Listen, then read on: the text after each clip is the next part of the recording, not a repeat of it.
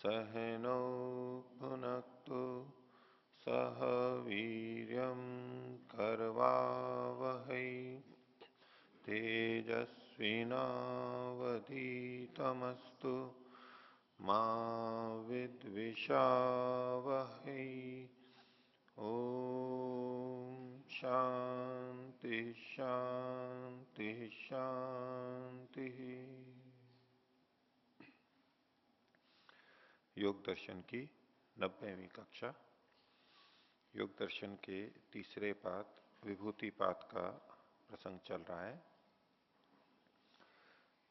इस प्रसंग में चित्त के निरोध परिणाम, समाधि परिणाम, एकाग्रता परिणाम के आधार पर वस्तु मात्र के 3 तरह के परिणाम बताए जा रहे हैं।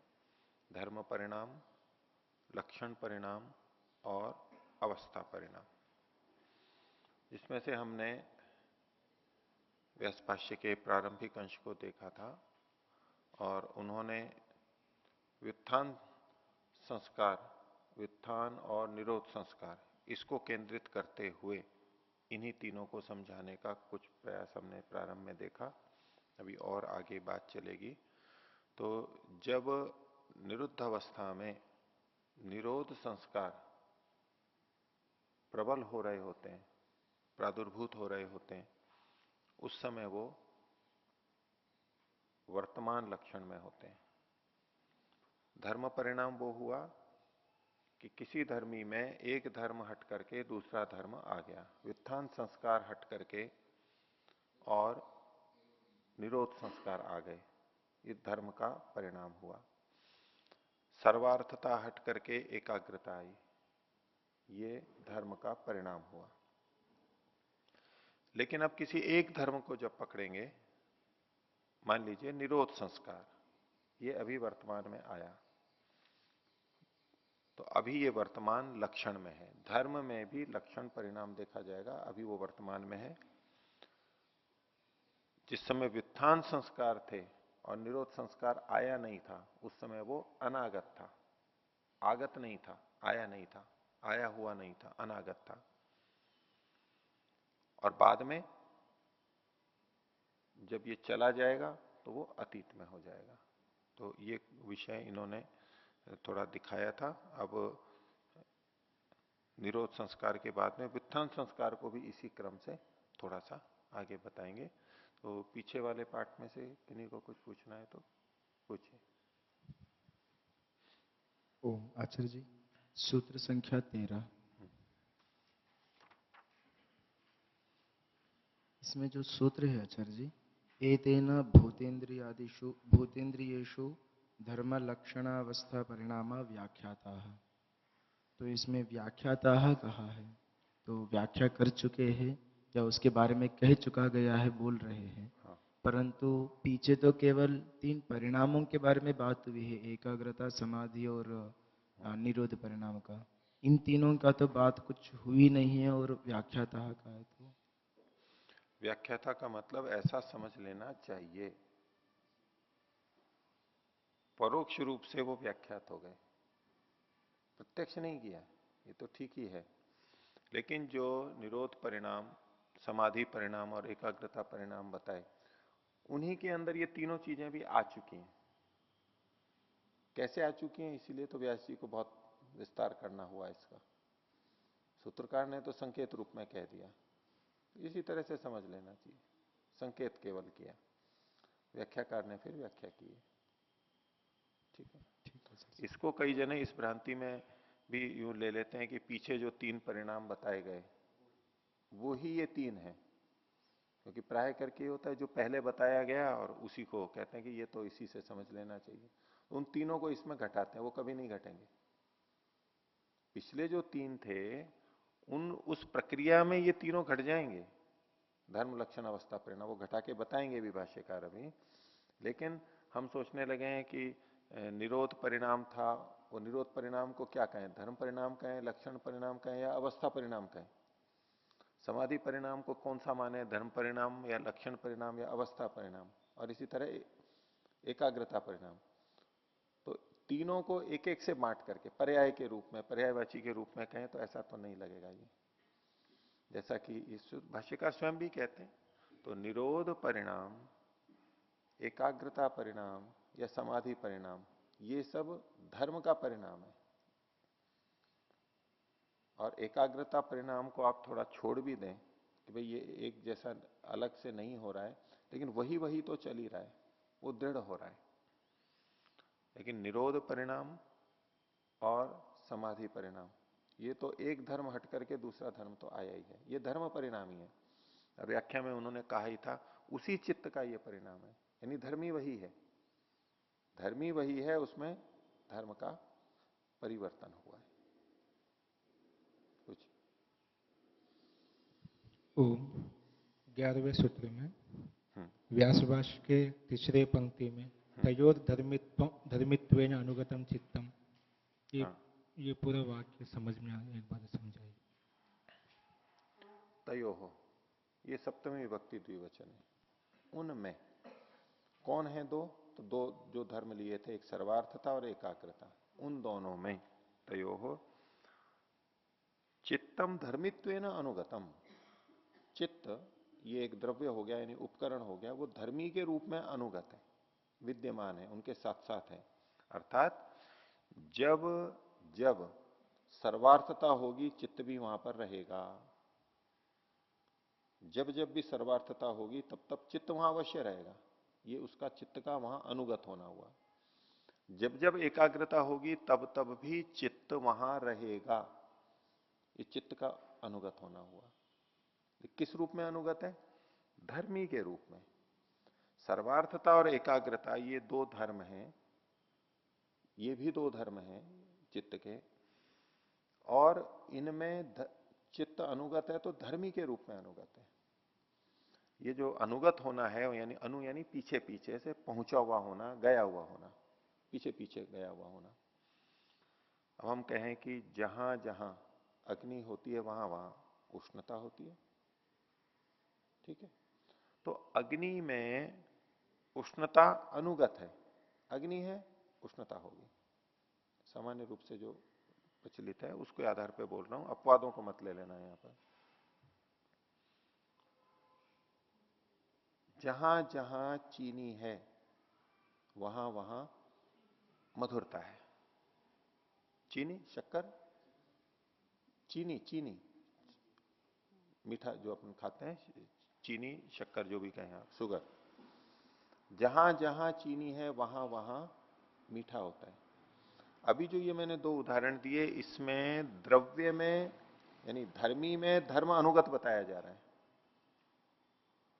धर्मी यानी तो चीनी या अग्नि, इसमें धर्म को बताया जा रहा है अनुगत रूप से, कि वहां पर मीठापन है या गर्मी है।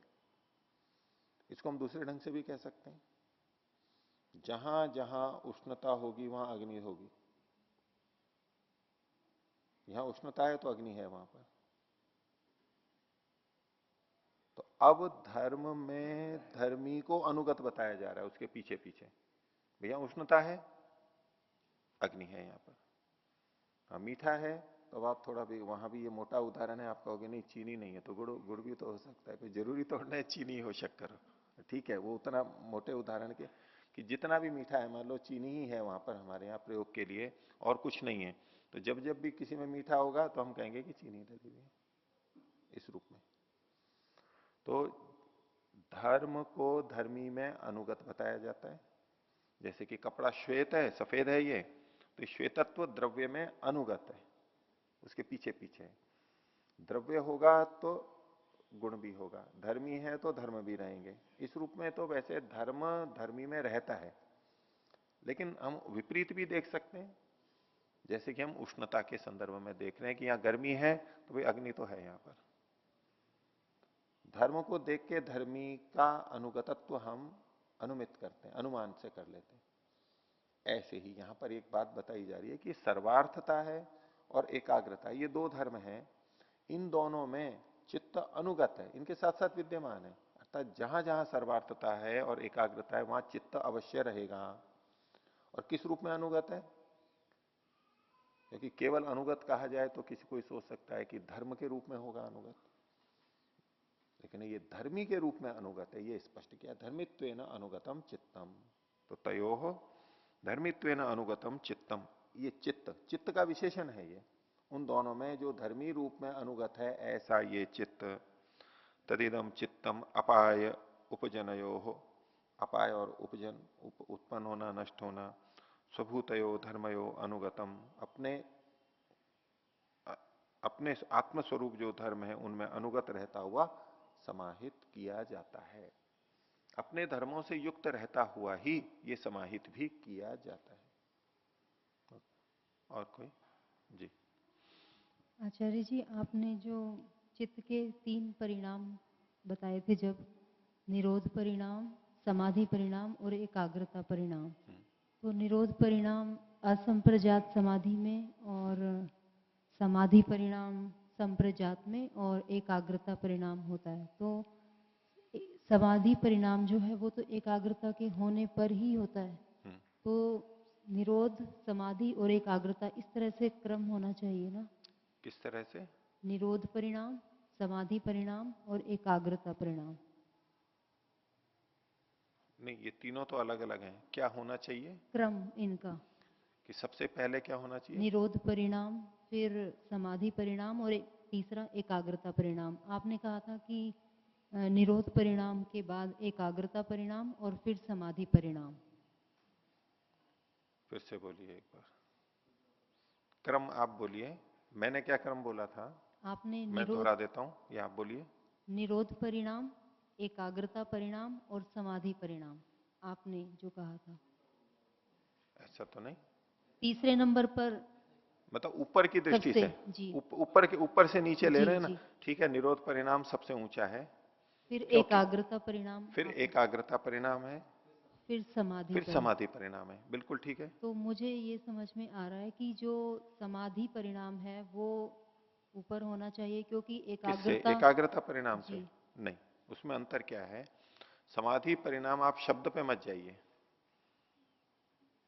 आप यूं सोच रही हैं कि एकाग्रता होगी तभी तो समाधि लगेगी, तो एकाग्रता पहले होनी चाहिए और समाधि बाद में आनी चाहिए। उस दृष्टि से तो वैसे एकाग्रता का नाम ही समाधि है, पर फिर भी कारण कार्य संबंध की दृष्टि से देखेंगे तो एकाग्रता पहले होगी और समाधि बाद में होगी।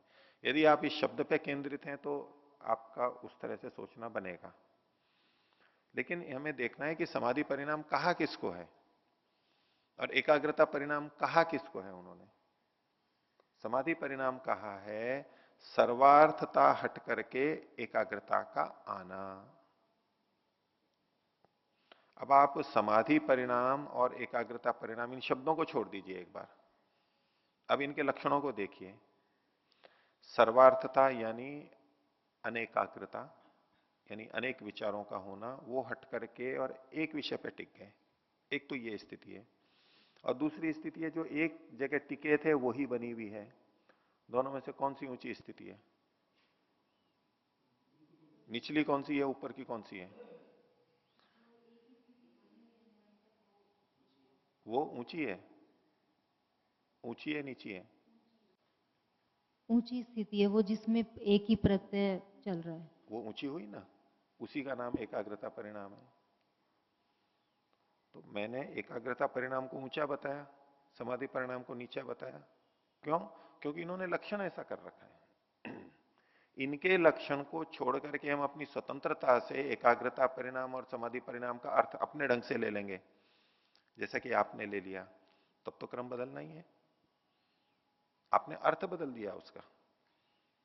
यहां जो अर्थ बताया गया है, तो चंचलता छोड़ के एकाग्रता होना एक बात, और एकाग्रता का बना रहना दूसरी बात। तो चंचलता छोड़ करके एकाग्रता आएगी, इसी को यहां कहा गया सर्वार्थता हट करके एकाग्रता आ रही है। तो ये निचली स्थिति है, सबसे निचली स्थिति है इन तीनों में। और फिर एकाग्रता बन गई, और अब एकाग्रता ही एकाग्रता, एक ही विषय पे चलता चला जा रहा है लगातार लगातार, ये उससे ऊंची स्थिति है। क्योंकि एकाग्रता से पहले तो सर्वार्थता थी। सर्वार्थता से एकाग्रता में जब मन आ रहा है, बदल रहा है, शिफ्ट हो रहा है, इस स्थिति का नाम समाधि परिणाम है। ये भी एक बदलाव है ना। और एकाग्रता चल रही है लगातार, ये भी, इसमें भी परिणाम हो रहा है चित्त के अंदर, तो ये उससे ऊपर की स्थिति हुई। और निरोध परिणाम तो असंप्रज्ञात में है ही, और वो संस्कार के स्तर पर है। एकाग्रता परिणाम और समाधि परिणाम ये वृत्ति के स्तर पर है, और निरोध परिणाम संस्कारों के स्तर पर है। तो क्रम ऊपर से नीचे यही बनेगा, सबसे ऊपर निरोध परिणाम, उसके बाद में एकाग्रता परिणाम, और फिर समाधि परिणाम। तो आचार्य जी फिर इसके आधार पर हम ये तो नहीं कह सकते कि समाधि परिणाम संप्रजात समाधि में होता है? बिल्कुल कह सकते हैं। ये जो समाधि परिणाम है, समाधि शब्द ही इस बात को बता रहा है। समाधि लग रही है, ये एकाग्रता मतलब चित्त की एकाग्र भूमि में जो है, क्षिप्त मूड विक्षिप्त एकाग्र और निरुद्ध, ये जो एकाग्र है उसी की तरफ संकेत है। और समाधि शब्द अपने आप में इस बात को बता रहा है।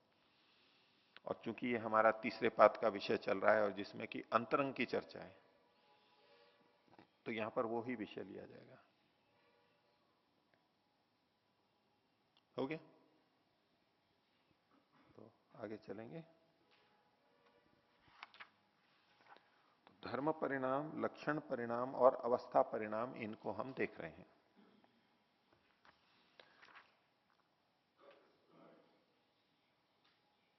संस्कार के ऊपर हम देख रहे हैं इसको वहां जो इन्होंने घटा के बताया, मैं एक बार दोहराते हुए फिर आगे चल रहा हूं आपको। निरोध परिणाम को मन में रखिए, असंप्रज्ञात समाधि वाला। उस समय में निरोध संस्कार आए हैं, तो निरोध संस्कार अपने अनागत लक्षण को छोड़ करके वर्तमान में आया है। चित्त वही है। चित्त में धर्म परिणाम यह हुआ कि व्युत्थान की जगह पे निरोध संस्कार आए। केवल इतना कथन करेंगे, ये धर्म परिणाम हुआ। एक धर्म हट करके दूसरा धर्म आ गया। अब इसी स्थिति में व्युत्थान संस्कारों को तो छोड़ दीजिए, अब केवल निरोध संस्कार को मन में रखिए। निरोध संस्कार एक धर्म है, चित्त का एक धर्म है। अब इस धर्म में क्या परिवर्तन आ रहा है कि ये निरोध संस्कार यानी निरोध धर्म पहले अनागत था, आया नहीं था, अब ये वर्तमान हो गया है। जब वो अनागत था, वो उसका पहला अध्वा था, पहला मार्ग था उसका। जब वो वर्तमान हुआ है, ये दूसरा हुआ है। और जब वो अतीत में चला जाएगा तो ये तीसरा अध्वा होगा। तीन ही है, अनागत से वर्तमान, वर्तमान से अतीत के अंदर। तो उसी को इन्होंने कहा था कि निरोध परिणाम, निरोध अपने तीन लक्षणों से युक्त होता हुआ भी अनागत लक्षण अत्व को छोड़ करके, लेकिन धर्मत्व उसमें तभी भी रहेगा। निरोध धर्म चाहे वो अनागत स्थिति में हो तो भी निरोध धर्म ही कहलाएगा, वर्तमान में है तब तो स्पष्ट है ही, और अतीत में है तब भी उसका धर्म नहीं बदला है। घड़ा जब बना नहीं था और मिट्टी का पिंड था, मिट्टी का पिंड था, उस समय में घट अनागत लक्षण में था।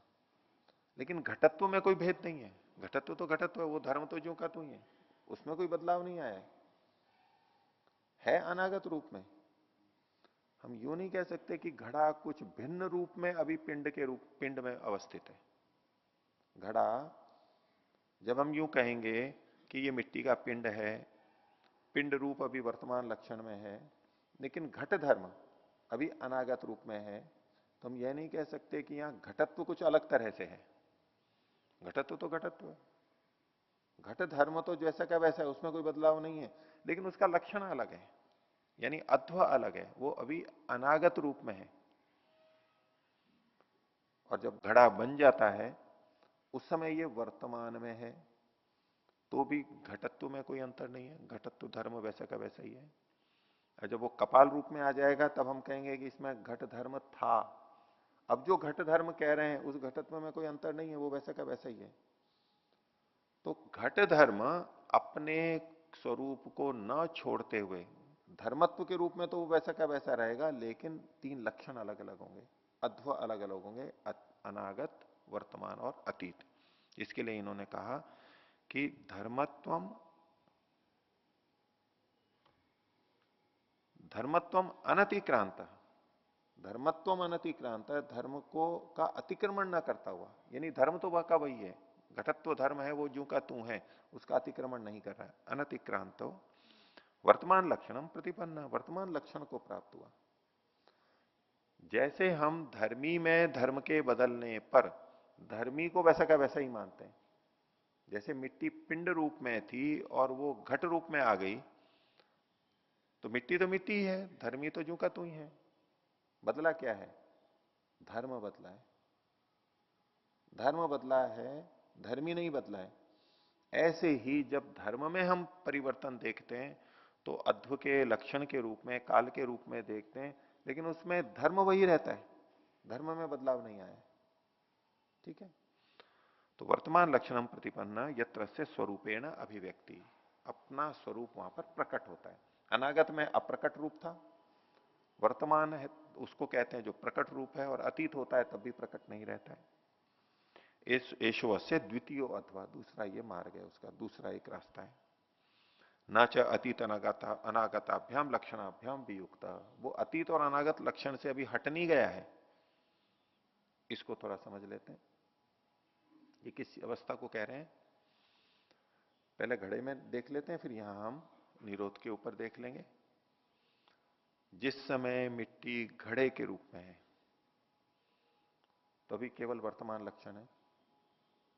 तो ये कह रहे हैं कि इसी समय वर्तमान लक्षण में जब घड़ा है वो अनागत और अतीत से रहित नहीं है, अनागत और अतीत भी उसमें है, तीनों लक्षणों से युक्त है अभी भी। किस रूप में है? तो भाई जब वर्तमान है तो अनागत कैसे होगा, वर्तमान है तो अतीत कैसे होगा, वो अभी तो केवल वर्तमान है। तो एक ही होना चाहिए था। वैसे प्रथम दृष्टया हमें क्या प्रतीति होगी कि अगर कोई लक्षण वर्तमान है तो बस वर्तमान लक्षण में ही अवस्थित है, वो अनागत और अतीत में नहीं है। घड़ा है तो घड़ा है, पर इन्होंने क्या कहा कि ये न अतीत अनागताभ्याम लक्षणाभ्याम वियुक्त, अतीत और अनागत लक्षण से छूटा नहीं है ये अभी। कैसे नहीं छूटा है? तो इसको यूं समझना चाहिए कि यद्यपि घट अभी वर्तमान लक्षण में है, लेकिन इसका अतीत होना, एक समय ऐसा आएगा जब ये घट अतीत रूप में चला जाएगा, ये इसके साथ जुड़ा हुआ है, अभी हटा नहीं है। जैसे कि हम जीवित हैं तो इसके हमारी मृत्यु इसके साथ साथ जुड़ी भी है, लिखी भी है कि भैया मृत्यु आनी ही है। घड़ा बना है तो वो नष्ट होगा, घड़ा अतीत अवस्था में चला जाएगा, ये इसके साथ साथ जुड़ा हुआ है, वैसे नहीं दिखेगा। हम कहें कि बस ये वर्तमान ही है, अतीत और अनागत से बिल्कुल रहित है, ऐसा नहीं कह सकते। तो वो अतीत होगी, हर चीज जो बनी है वो अतीत में जाएगी, इसलिए अतीत लक्षण से वियुक्त नहीं है, ये विद्यमान है, साथ में है। वो वर्तमान होते हुए भी अतीत होना इसका साथ में जुड़ा हुआ है। और अनागत के लिए कि ये मिट्टी कभी फिर मिलेगी, फिर वापस भी कभी घट बन सकती है। घट बन सकती है की जगह हम यूं कहें कि वो फिर कभी मिट्टी लौंदे के रूप में आएगी, पिंड के रूप में आएगी, जबकि वो अनागत स्थिति में होगी, क्योंकि वो फिर से घड़ा बन सकती है। तो अतीत और अनागत से वो वियुक्त नहीं है, युक्त है। अब इसको मन के ऊपर देख लीजिए, जो निरोध संस्कार की बात चल रही है कि असंप्रज्ञात समाधि में निरुद्ध अवस्था आ गई, निरोध धर्म अभी चित्त में विद्यमान है, वर्तमान है, लेकिन योगी को हमेशा यह ध्यान रहेगा कि ये अतीत लक्षण भी यहां पर जुड़ा हुआ है, कभी भी अतीत में जा सकता है। ऐसा नहीं कह सकते कि अब निरोध लक्षण वर्तमान में आ गया तो कभी अतीत लक्षण में जाएगा ही नहीं, कभी भी जा सकता है, उसके साथ जुड़ा हुआ है। और यदि वो अतीत में चला गया, चला जाएगा, अभी वर्तमान है, तो ये अनागत में भी कभी आ सकता है। जैसे कि थोड़ी देर पहले जब व्युत्थान संस्कार थे उस समय निरोध संस्कार अनागत में था, ऐसी स्थिति फिर आ सकती है कि जब ये निरोध संस्कार अनागत अवस्था में होगा। अभी निरोध अवस्था है। जब कभी ये जाएगी, वो अनागत रूप में फिर रहेगी, फिर आ सकती है वो। तो इस प्रकार ये धर्म वर्तमान लक्षण में रहते हुए भी अतीत और अनागत लक्षणों से वियुक्त नहीं है, अछूता नहीं है, वो भी उससे जुड़े हुए हैं, ये बात कहना चाहते हैं। अर्थात चित्त में ये निरोध और व्युत्थान ये परिवर्तित कभी भी होते रह सकते हैं, आगे भी हो सकते हैं। आज निरोध अवस्था आई है, निश्चिंत होने की बात नहीं है, ये जा भी सकती है। और अगर चली गई है, निरोध धर्म चला गया है, तो भी ये मन के अंदर डर नहीं है कि भाई ये फिर तो आएगी ही नहीं, वो फिर भी आ सकती है। तीनों लक्षण हर जगह विद्यमान हैं। हम जैसे आज हैं तो मृत्यु को तो साथ में जोड़ ही लेते हैं और कहते हैं भी जीवन है तो मृत्यु तो साथ में जुड़ी ही रहेगी। तो इसके साथ साथ जन्म भी तो जुड़ा हुआ है। आज जीवित हैं लेकिन फिर भी तो जन्म हो सकता है, वो भी तो उतना ही सत्य है जितना कि मृत्यु भी सत्य है। अगला जन्म जो अनागत अवस्था वाला है वो फिर कभी आ जाएगा। मृत्यु भी निश्चित है और आगे का भी निश्चित है, वो दोनों चीजें साथ में है। जीवन ये चल रहा है यानी वर्तमान लक्षण है, ये अनागत में भी रह सकता है और अतीत में भी रह सकता है, वो इसी से जुड़े हुए हैं। अर्थात वर्तमान लक्षण से बाकी दो लक्षण अछूते नहीं है, विद्यमान साथ में जुड़े हुए हैं। ऐसा ही तीनों अवस्थाओं के लिए भी है। आगे स्वयं बताएंगे इस बात को। जिस समय अनागत में है तब वर्तमान और अतीत भी जुड़े हुए हैं, अछूते नहीं है। और जब अतीत है तब भी वर्तमान और अनागत जुड़ा हुआ है, उससे अछूता नहीं है। ये तीनों साथ में विद्यमान रहेंगे, साथ में जुड़े हुए रहेंगे बस। बाकी तो एक समय में एक ही लक्षण रहेगा, एक समय में एक ही लक्षण रहेगा, बाकी उससे जुड़े हुए रहेंगे, ये तात्पर्य है। तो न च अतीत अनागताभ्याम लक्षणाभ्याम वियुक्त। यहां तक हो गई बात। किसी को कुछ पूछना है इतने में? आगे चलिए। तथा, और आगे की बात कह रहे हैं अब। व्युत्थानम त्रिलक्षणम, व्युत्थान भी तीन लक्षण वाला होता है। पीछे किसके लिए कहा था इन्होंने? निरोध त्रिलक्षण। तो निरोध संस्कार भी थे, व्युत्थान संस्कार भी थे, तो निरोध तीन प्रकार का होता है ये कहा था। और उसके कितने अध्व बताए थे इन्होंने? नहीं, कुल तो तीन है, लेकिन विस्तार करते हुए दो बताए थे कि प्रथम अध्वा को छोड़ करके वो वर्तमान में आए, ये इसका द्वितीय अध्वा है। तो निरोध धर्म का भी तीसरा लक्षण, तीसरा अध्वा नहीं बताया इन्होंने, नहीं बताया ना, दो ही तो बताए अभी। तथा व्युत्थानम त्रिलक्षणम, व्युत्थान है वो भी तीन लक्षण वाला होता है, अर्थात त्रिभिर अध्भिर युक्तम, तीन अध्वों से वो भी विद्यमान रहता है, युक्त रहता है। वर्तमान लक्षणम हित्वा, वो अपने वर्तमान लक्षण को छोड़ करके, धर्मत्व अनतिक्रांतम, धर्मत्व को नहीं छोड़ रहा है, धर्म वही है लेकिन लक्षण को छोड़ रहा है। वर्तमान लक्षण को छोड़ रहा है लेकिन अपने धर्मत्व को नहीं छोड़ रहा है। व्युत्थान है तो व्युत्थान ही रहेगा, कहलाएगा वो। धर्मत्वम अनतिक्रांतम अतीत लक्षणम प्रतिपन्न, वो अतीत अवस्था में चला गया। एशो अस्य तृतीयो अध्वा, ये इसका तीसरा अध्व है। और ये जो तीसरा अध्व है ये न च अनागत वर्तमानाभ्याम लक्षणाभ्याम वियुक्तम, ये अतीत अनागत और वर्तमान लक्षणों से अछूता नहीं है, जुड़ा हुआ है। ये तीसरी बात कही गई। तो क्रम से सामान्यतः ये प्रतीत होता है कि यहां जो लिखा है ना तथा व्युत्थानम त्रिलक्षणम, या व्युत्थान शब्द नहीं आना चाहिए, यहां पर निरोध शब्द आना चाहिए, ऐसी प्रतीति होती है। ऐसा संशोधन करके पढ़ाया भी जाता है, क्योंकि पीछे दो अध्व बता दिए थे, तो तीसरा आना है तो तीसरा किसका आएगा? निरोध का ही आना चाहिए। लेकिन ये यहां ठीक लिखा हुआ है, ये जो लिखा है यहां व्युत्थान शब्द ये बिल्कुल ठीक लिखा हुआ है। निरोध के दो अध्वा ही बताए, निरोध के दो अध्वा ही बताए, और ये जो तीसरा अध्वा बताया जा रहा है ये व्युत्थान का ही बताया जा रहा है। क्यों ये ठीक है? तो इसको उस स्थिति में देखिए जो निरोध परिणाम था। निरोध परिणाम और निरोध परिणाम के जो दो भेद हैं, व्युत्थान धर्म और निरोध धर्म, इन दोनों के तीन तीन पूरे पूरे नहीं बताए जा रहे हैं। ये प्रसंग नहीं है कि निरोध परिणाम के निरोध धर्म के तीन लक्षण बताए, फिर व्युत्थान धर्म के तीन लक्षण बताए। ये मुख्य विषय नहीं है यहां पर। तीन तो बताए जा रहे हैं दोनों के, लेकिन प्रसंग क्या है, आप निरोध परिणाम की स्थिति की परिकल्पना कीजिए। अभी असंप्रज्ञात समाधि लग गई है और चित्त निरुद्ध अवस्था में है। तो अब क्या क्या हुआ था? पहला तो ये हुआ था कि निरोध धर्म जो अनागत था उसको छोड़ करके, यानी प्रथम अध्वा को छोड़ करके द्वितीय अध्वा में यानी वर्तमान लक्षण में आया। एक तो ये घटना हुई। और क्या हुआ था इस समय?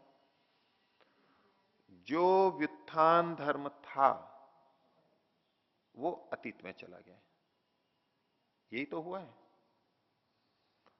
निरोध धर्म तो अभी अतीत में नहीं गया है। उस अवस्था को ध्यान में रख करके ये कथन कर रहे हैं। क्या क्या हुआ फिर से ध्यान दीजिए। निरोध परिणाम को देखना है, जो पहला वाला था। उस समय में निरोध धर्म अनागत को छोड़ करके वर्तमान में आया है। एक तो ये हुआ, और इसके साथ साथ ही क्या हुआ? व्युत्थान का क्या हुआ? व्युत्थान वर्तमान को छोड़ करके अतीत में गए। तो निरोध के संदर्भ में तो प्रथम और द्वितीय को बता दिया, और व्युत्थान के संदर्भ में अतीत को, तीसरे को बताया। ये बात बताई जा रही है, इसलिए यहां व्युत्थान शब्द बिल्कुल ठीक है। आगे, एवं पुनर्व्युत्थानम उपसंपद्यमानम। इसी प्रकार से फिर जब व्युत्थान उपसंपद्यमान है यानी आ रहा है, निरोध परिणाम के विपरीत परिणाम क्या होगा? व्युत्थान परिणाम। विपरीत जो होगा, जिसको कि यहां पर इन्होंने तस्य प्रशांत वाहिता संस्कार में जो नीचे कहा, निरोध धर्म संस्कारो अभिभूयते, व्युत्थान संस्कार से। तो जब योगी असंप्रज्ञात समाधि से वापस वृत्ति की अवस्था में आ रहा है, तब भी तो चित्त में परिणाम होगा। वो परिणाम कौन सा कहलाएगा? वो व्युत्थान परिणाम कहलाएगा। तो पिछली अवस्था निरोध परिणाम की थी, अब कहा एवं पुनर्व्युत्थानम। इसी प्रकार व्युत्थान भी होता है, वृत्ति अवस्था में भी आएगा वो। एवं पुनर्व्युत्थानम उपसंपद्यमानम। अब व्युत्थान आ रहा है। निरोध परिणाम में तो निरोध आ रहा था और व्युत्थान जा रहा था। अब जो कह रहे हैं, जब व्युत्थान आ रहा है, व्युत्थान आ रहा है तो जाएगा कौन? निरोध जाएगा।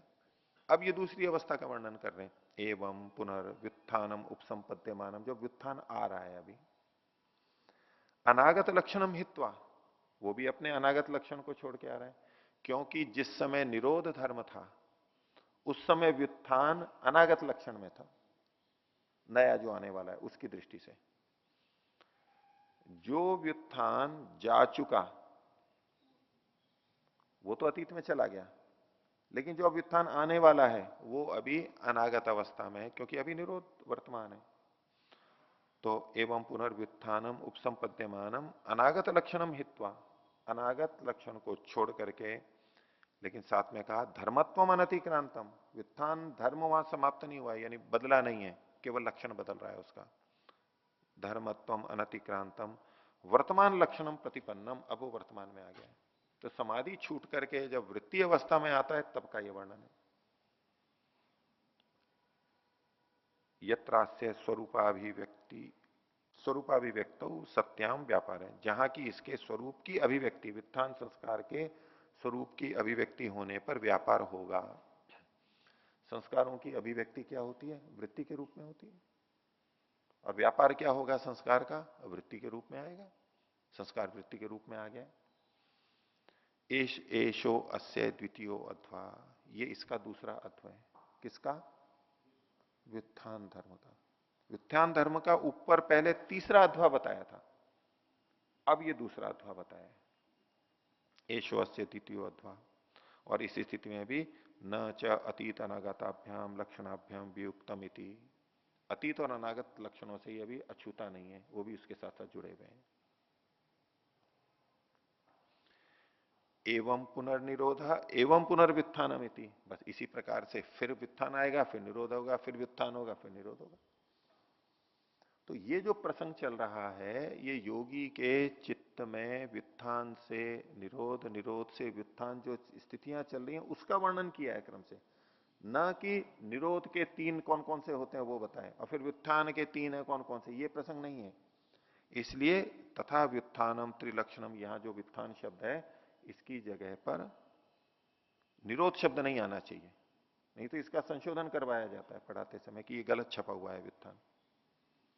इस दृष्टि से देखेंगे बिल्कुल ठीक है, ऐसा ही इसको हमें समझना है, कोई बदलने की आवश्यकता नहीं है। यहां तक हो गया। धर्म परिणाम हमने देख लिया और लक्षण परिणाम, ये दो चीजें यहां पर वर्णन कर दी गई। इसके आगे अवस्था परिणाम देखेंगे। लक्षण परिणाम में किसी को कुछ पूछना हो तो बोलिए। ठीक है, आगे चलेंगे। थोड़ा सा क्या दोहराते हैं, धर्म परिणाम धर्मी में होता है, लक्षण परिणाम धर्म में होता है। अब अवस्था परिणाम लक्षण में होगा, कैसे वो आगे बता रहे हैं। तथा अवस्था परिणाम, अवस्था परिणाम बता रहे हैं। तत्र निरोध क्षणेशु, ये निरोध परिणाम के संदर्भ में ही उदाहरण ले रहे हैं। जिस समय असंप्रज्ञात समाधि लगी है, निरोध अवस्था है, उस समय तत्र निरोध क्षणेशु निरोध संस्कारा बलवंतो भवंती। अब निरोध अवस्था बनी हुई है और लगातार चल रही है, 10 मिनट, आधा घंटा, 1 घंटा, 10 घंटा, तो उस समय भी तो चित्त में परिवर्तन हो रहा है। वो क्या परिवर्तन हो रहा है, तो निरोध संस्कारा बलवंतो भवंती, निरोध संस्कार और बलवान और बलवान और बलवान होते चले जा रहे हैं। हर क्षण हर क्षण संस्कार पड़ रहा है, और जब निरोध अवस्था बनी हुई है तो वो प्रबल बनता ही जाएगा। जैसे सामान्य अवस्था में हमारे व्युत्थान दशा के अंदर जो भी हमारे अंदर भाव उठते हैं, अच्छे या बुरे, अगर एक ही भाव चलता रहेगा तो और बलवान होता जाएगा, होता जाएगा। जितना भी चिंतन करेगा उतना वो बलवान होगा ही, हमें प्रतीति हो या ना हो, लेकिन वो बलवान हर क्षण होगा। ऐसे ही निरोध संस्कार भी बलवान होता जाएगा। तो तत्र निरोध क्षणेशु निरोध संस्कारा बलवंतो भवंती। और इसके साथ साथ क्या होता है, दुर्बला व्युत्थान संस्कारा इति, व्युत्थान संस्कार प्रतिक्षण दुर्बल होते चले जाते हैं। एष धर्माणाम अवस्था परिणाम, ये धर्मों का, शब्द धर्म लिखा है, धर्मों का ये अवस्था परिणाम है, लेकिन दूसरे ढंग से कहेंगे धर्मों के लक्षण का ये अवस्था परिणाम है। अंततः धर्म पे चला जाएगा और यूं अंततः धर्मी पे चला जाएगा सब कुछ, आगे बताएंगे। एक ही धर्म बलवान होता चला जा रहा है। पीछे जो हमने 3 परिणाम देखे थे उसमें जो एकाग्रता परिणाम था कि एकाग्रता बनी हुई है और वो लगातार चलती चली जा रही है, बलवान हो रही है वर्तमान लक्षण में। धर्मी चित्त में एकाग्रता धर्म वर्तमान लक्षण में है, और एकाग्रता बनी हुई है तो वो एकाग्रता धर्म या एकाग्रता का जो लक्षण है वर्तमान, वो दृढ़ होता चला जाएगा, धर्म दृढ़ होता चला जाएगा। ठीक है, ऐसा ही ये हो गया। तो ये निरोध स्थिति लगातार बनी रहेगी तो वो बलवान होगा, एकाग्रता स्थिति बल रहेगी तो वो बलवान होता जाएगा। ये हो गया अवस्था परिणाम। इसको थोड़ा सा और समझ लेते हैं। फिर से शुरू करता हूं मैं। धर्मी, धर्म, धर्म परिणाम, लक्षण परिणाम और अवस्था परिणाम। आप लोग उत्तर देना, बोलते जाना, सरल है, केवल दोहरा रहा हूं और एक बिंदु समझाना है, वो इसके साथ साथ जुड़ के आपको अवगत हो जाएगा। मिट्टी पिंड के रूप में है, उदाहरण मिट्टी का, घड़े का ले लेता हूं। मिट्टी पिंड के रूप में है, धर्मी कौन है, मिट्टी। धर्म क्या है, पिंड धर्म। पिंड धर्म किस अवस्था में विद्यमान है, वर्तमान में। अब इसी समय घट धर्म को देखिए, धर्मी कौन है, मिट्टी। घट धर्म उसमें किस लक्षण में विद्यमान है, अनागत में विद्यमान है। घट धर्म अभी आया नहीं है क्योंकि अभी पिंड धर्म है। मिट्टी जब पिंड अवस्था में है उस समय घट धर्म अनागत लक्षण में है। अब घड़ा बन गया। धर्मी कौन है? मिट्टी। धर्म कौन है? घट धर्म है। वो घट धर्म किस लक्षण में विद्यमान है? वर्तमान लक्षण में। हो गया। धर्मी मिट्टी में घट धर्म वर्तमान लक्षण में है। वो वर्तमान कितनी देर रहता है? घड़ा कितनी देर रहेगा? एक उत्पन्न हुआ उस क्षण से लेकर के और समाप्ति तक लंबा काल है। कुछ दिन, कुछ महीने, कुछ साल, जो भी जिसका हो। धर्मी वही का वही है, मिट्टी। धर्म भी घट धर्म वही का वही है, लक्षण भी वर्तमान वही का वही है। तो क्या घड़ा जब से बना है और उसके कुछ महीने या कुछ सालों के बाद में वैसा का वैसा ही रहता है, उसमें कुछ बदलाव आता है? क्या बदलाव आता है? क्षीण होने लग जाता है। ऐसे ही कपड़ों के लिए भी है। मिट्टी झड़ने लगेगी, कमजोर होगा, दुर्बल होगा, उसका कुछ रंग उड़ेगा, कुछ ना कुछ परिवर्तन होगा। ये परिवर्तन क्या हो रहा है? मिट्टी बदली नहीं है, मिट्टी हम वो की वही कह रहे हैं। धर्म घट धर्म वैसा का वैसा है, और वो घट धर्म वर्तमान लक्षण में है, तो वर्तमान से तो अतीत अनागत में तो गया नहीं है, वो है तो वर्तमान में ही, लेकिन बदलाव फिर भी हो गया। तो ये क्या बदलाव हो गया? ये अवस्था परिणाम है। यहां क्षीणता की तरफ जा रहा है। ये चूंकि वस्तु का उदाहरण है, कोई वस्तु बनी है तो उसमें उसको नष्ट करने के अन्य चीजें कारक हैं, प्रकाश है, नमी है और हवा है, कुछ ना कुछ उसको क्षीण करने वाले तत्व विद्यमान है, जो कि वो बदल रहा है। तो ये बदलाव क्या कहलाएगा? अवस्था परिणाम कहलाएगा। ऐसे ही बाकी सब चीजों में लग सकते हैं। कपड़ा जब हम नया नया लेते हैं तो अधिक मोटा होता है, अधिक अलग तरह से होता है, धीरे धीरे वो क्षीण सा होने लगता है, पतला होने लगता है। ये परिवर्तन होता रहता है। तो कोई द्रव्य यानी धर्मी किसी विशिष्ट धर्म में रहता हुआ और भी किसी विशिष्ट लक्षण में रहता हुआ भी सदा फिर अपरिवर्तित रहे, ऐसा नहीं कहेंगे। परिवर्तन तो वहां भी हो रहा है, तो उस परिवर्तन को कहां माने, क्या किस में कहें? तो उसके लिए कहा अवस्था परिणाम। ऐसा ही अब चित्त में लगा लीजिए। चित्त एक धर्मी, वो निरोध धर्म में अभी वर्तमान है। असंप्रज्ञात समाधि का उदाहरण। निरोध धर्म वहां पर है और वो वर्तमान लक्षण में है। चित्त धर्मी, निरोध धर्म और वर्तमान लक्षण, इनमें कोई परिवर्तन नहीं हो रहा है अभी। ये कह नहीं सकते हम, लेकिन फिर भी परिवर्तन हो रहा है कि वो निरोध संस्कार और दृढ़ दृढ़ दृढ़ दृढ़ होते चले जा रहे हैं। ये क्या हुआ? अवस्था परिणाम है। घड़े वाले में क्षीणता आ रही है, क्योंकि यहां पर प्रयत्न हो रहा है, वहां पर वो निरोधी स्थिति बनी है, तो वो दृढ़ होता जाएगा। यहां दृढ़ता आ रही है, लेकिन परिणाम तो हो रहा है। ये अवस्था परिणाम है। ऐसा का ऐसा एकाग्रता में भी लगा लीजिए। चित्त धर्मी, एकाग्रता धर्म, और एकाग्रता भी विद्यमान है और वो बनी हुई, ये लक्षण हो गया उसका वर्तमान लक्षण। और वो एकाग्रता जब हम बना के रखते हैं ध्यान काल में, अभ्यास काल में, तो वो एकाग्रता धर्म दृढ़ होता जाता है, दृढ़ होता चला जाता है। परिणाम तो वहां भी आएगा, बदलाव वहीं आएगा। नहीं तो प्राय ये भी मन में आ जाता है साधना करते करते, और वही एकाग्रता वैसी की वैसी। अब इसमें कुछ नया तो हो ही नहीं रहा। क्या लाभ हो रहा है? प्रतिदिन वही, प्रतिदिन वही। कुछ विशेष नया हो जाए, वो प्रकट हो जाए, वो तो बाद में होगा कभी। लेकिन कई दिन हो गए, कई महीने हो गए, तो व्यर्थ नहीं है वो भी। बदलाव आ रहा है उसके अंदर, बदलाव आ रहा है उसके अंदर। प्रतिदिन वही की वही हम चीज कर रहे हैं, लेकिन बदलाव आ रहा है इसमें। अवस्था परिणाम तो हो ही रहा है।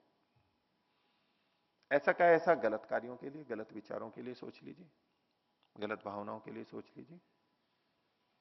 राग द्वेष आदि जो कुछ भी है। सामान्यतः कहते हैं कि भाई हम तो राग द्वेष में पड़े हुए हैं, हम तो ऐसे ही चलते रहेंगे, ऐसे ही है, क्या फर्क पड़ता है, पहले भी ऐसे ही थे, अभी भी ऐसे ही है।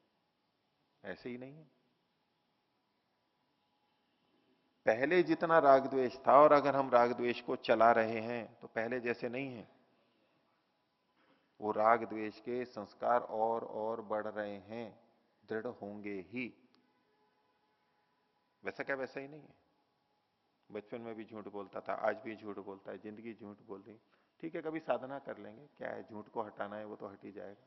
नहीं, बचपन में बोलते थे, एक वो व्यक्ति है, एक वृद्धावस्था तक बोलता है वो है, आगे हटाने में उतनी ही कठिनाई होगी, क्योंकि वो उतना दृढ़ होता चला जाता है। तो एक भी स्थिति है बनी हुई है, उसमें अवस्था परिणाम तो होगा ही। और जब हमारे मन में ये स्पष्ट हो जाता है, समझ में आ जाती है, तो अब उन्हीं चीजों को करते हुए हमें परेशानी नहीं होती कि क्या वही वही चीज है, क्या होता है इससे, इतने दिन हो गए करते हुए, क्या हो रहा है, क्या नहीं हो रहा है, हो रहा है यहाँ पर अवस्था परिणाम हो रहा है, संस्कार दृढ़ हो रहे हैं। यद्यपि ये बहुत कहा जाता है कि भी संस्कार दृढ़ हो रहे हैं, संस्कार पढ़ेंगे सब, वो उसको गौर नहीं करते, ध्यान नहीं देते। वो लगता है कि तो कुछ भी नहीं है, वैसा का वैसा ही, वैसा का वैसा ही। फिर वही प्रतिदिन वही वही करो, वही वही करे। क्यों वही वही करवाया जा रहा है? अवस्था परिणाम। चित्त वही है, हम तो संसार के वृत्तियों में लगे हैं, परमात्मा की वृत्ति में आते हैं। हमने कौन सा परिणाम किया? धर्म परिणाम किया। और धर्म परिणाम हुआ, उसके साथ साथ ये भी जुड़ गया कि वो पहले ईश्वर अनागत रूप में था, अब वर्तमान में आ गया, उपासना काल में वर्तमान लक्षण में आ गया। और वर्तमान लक्षण में रहते हुए हम यदि 1 मिनट करते हैं, हम यदि 5 मिनट करते हैं, हम 1 घंटा करते हैं, उसी के अनुसार उसकी अवस्था में भी परिणाम होगा, संस्कारों में परिणाम आएगा। हो गया यहां तक? अवस्था परिणाम, यानी अवस्था परिणाम भी तीसरा क्यों मानना पड़ा इनको, वो एक अलग चीज है। बोलिए। ओ आचार्य जी, फिर ये सिद्ध हुआ जो अवस्था परिणाम है केवल वर्तमान में ही घटे, अगर उसकी दृढ़ता इत्यादि है।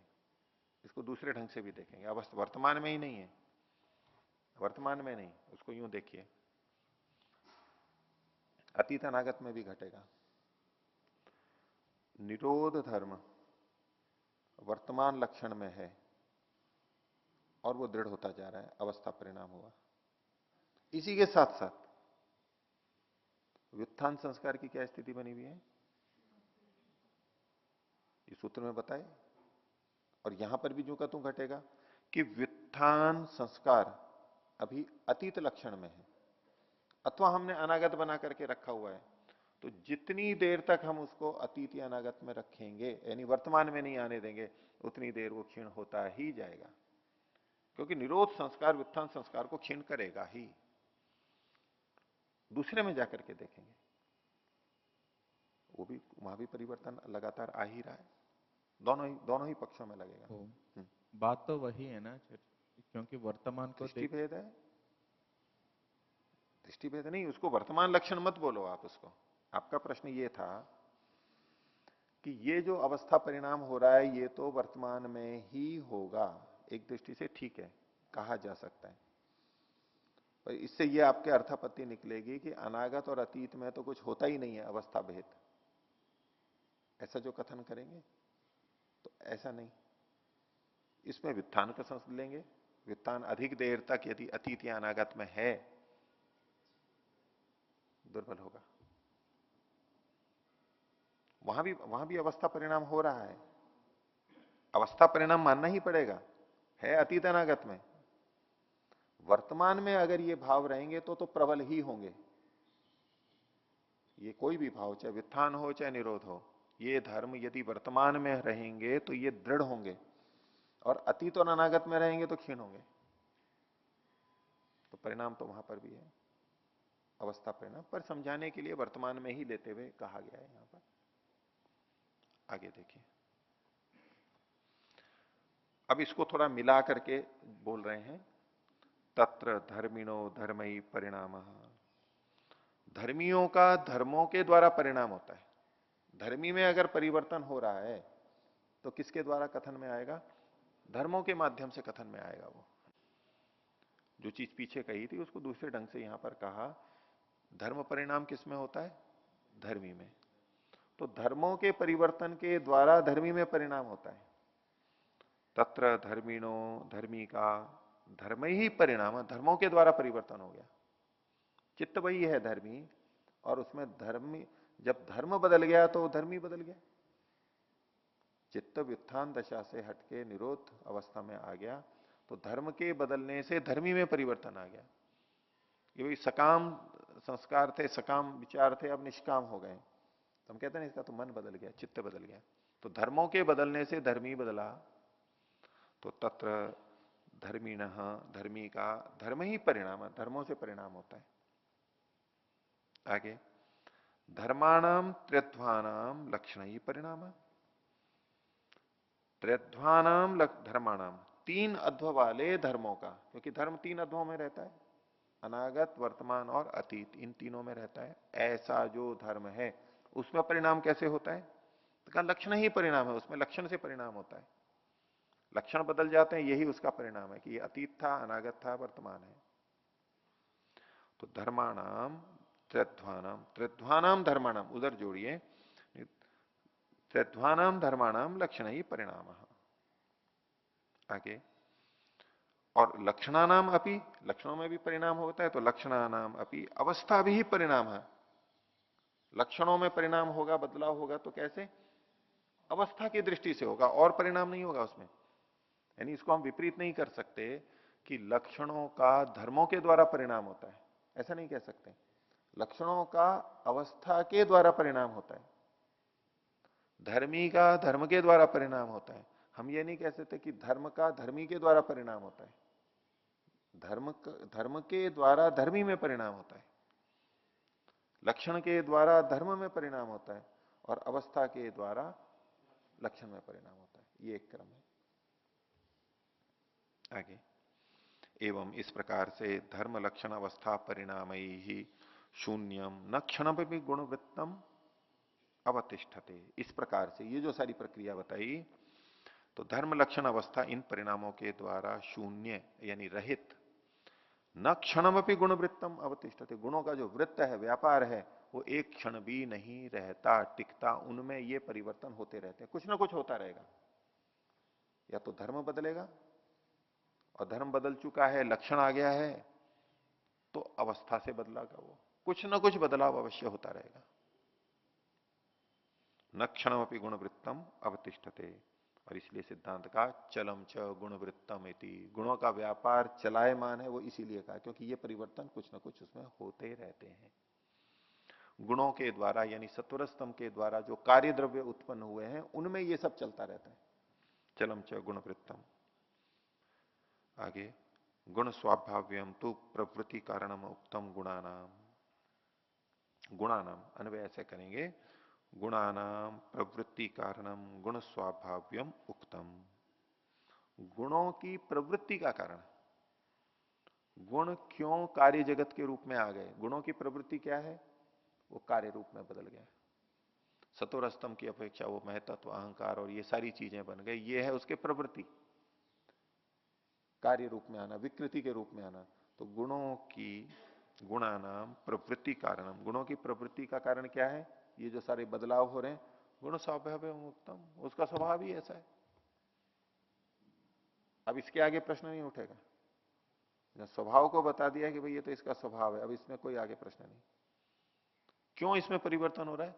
गुण स्वभाव, तो प्रवृत्ति कारणम उत्तम गुणानाम, गुणानाम प्रवृत्ति कारणम गुण स्वभाव उत्तम, स्वभाव ही है उनका। इसीलिए कहा चलम च गुण वृत्तम, गुणों का व्यापार ही ऐसा है, गुण वृत्त है, ऐसा ही बदलाव होगा ही। चलम च गुण वृत्तम इति। ये सब करके फिर सूत्र वाली बात को कहा, एतेन, इसके द्वारा, भूतेन्द्रियेषु, भूतों में और इंद्रियों में। ये जो पीछे बताया गया था, ये चित्त के बारे में बताया गया था। घट आदि का उदाहरण तो मैंने वैसे समझाने के लिए दे दिया, लेकिन व्यास जी ने जो बताया है वो चित्त में इन सबको घटाते हुए बताया है। तो एतेन, इसके द्वारा, भूतेन्द्रियेषु, भूत और इंद्रियों में भी, धर्म धर्मी भेदात, धर्म और धर्मी के भेद से, धर्म अलग है और धर्मी अलग है, ऐसा मान करके जब हम चलते हैं तब ये सारी बातें घटेंगी। क्योंकि दो व्यापक सिद्धांत हैं, एक धर्म और धर्मी में अभेद। धर्म और धर्मी अलग अलग होते ही नहीं है, होते एक ही है। भाई अग्नि से उष्णता हटा दो तो क्या अग्नि है? उष्णता तो अग्नि ही तो है, और क्या है? चीनी में से मीठा हटा दो तो क्या है? भाई मीठा ही तो चीनी है, वो तो उसका गुण ही, वो तो खुद ही है, चीनी ही तो है। अलग कैसे देख रहे हैं? तो जब गुण और गुणी में अभेद देखते हैं, अभिन्नता देखते हैं, एकत्व देखते हैं, तब ये सारी चर्चा नहीं हो सकती है। ये सारे परिणाम आदि कुछ नहीं पता लगेंगे। लेकिन ये कब होते हैं? कि धर्म धर्मी भेदात, धर्म और धर्मी में जब हम भेद मानते हैं, धर्म और धर्मी में भेद मानना, ये कौन सी वृत्ति में आएगा? विकल्प वृत्ति में आएगा। अब गलत नहीं है, ये गलत नहीं है, ठीक है, लेकिन ये विकल्प वृत्ति है। वैशेषिक के अंदर गुण धर्म धर्मी के भेद, गुण धर्म बताए गए, ये विकल्प वृत्ति में है सारा, धर्म और धर्मी में भेद। तो अलग अलग दृष्टि से हम धर्म धर्मी में अभेद भी मानते हैं और धर्म धर्मी में भेद भी मानते हैं। तो ये जो सारी चर्चा चल रही है वो किस आधार पे है? उसको कह रहे हैं देतेन भूतेन्द्रियेषु धर्म धर्मी भेदात त्रिविधा परिणामो वेदितव्य है। ये तीन प्रकार का परिणाम जानना चाहिए धर्म धर्मी में भेद मानते हुए। पहले हमें सोचना होगा, जब हम ये सारी चर्चा कर रहे हैं परिणाम की, तो धर्म धर्मी में भेद मान करके कर रहे हैं। इस चर्चा को करते हुए कोई प्रश्न बीच में उठा दे, ये सब फालतू की बातें हैं, क्योंकि धर्म और धर्मी में तो भेद ही नहीं होता है, ये प्रश्न यहां नहीं उठाया जाता। ये तो चर्चा ही धर्म धर्मी में भेद मान करके की जा रही है, ये प्रसंग ही सारा है। एक मानेंगे तो ये कथन ही नहीं हो सकते। त्रिविधो त्रिविध परिणामो वेदितव्य, ये तीन परिणाम जानने चाहिए। हो गया इतना? तो अभी का पाठ इतना ही रखते हैं, और इसके बारे में बताएंगे कुछ स्पष्टता। अभी जो आपकी दृष्टि बनी है वो आगे जाके और बिल्कुल बदल जाएगी, उसको एक अलग दृष्टि से बात को रखेंगे। बातें ये सारी की सारी हैं, लेकिन इसके साथ एक बात और जोड़ेंगे, उसको आगे देखेंगे। प्रणव।